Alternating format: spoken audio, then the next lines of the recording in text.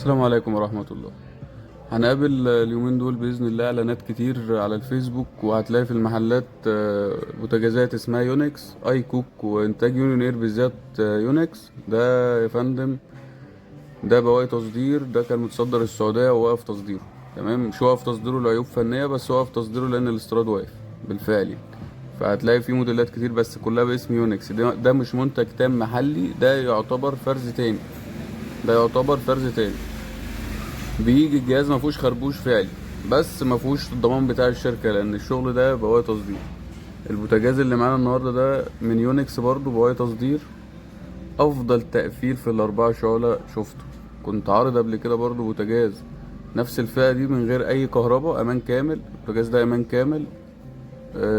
غرف تقفيله ممتاز جدا، العزل الحراري فيه فوق الممتاز جدا، زي ما حضراتكم شايفين كده بالظبط. الفئة السعرية بتاعته تحت ال 3000 جنيه، عشان ممكن تلاقوه في أماكن الأسعار مختلفة.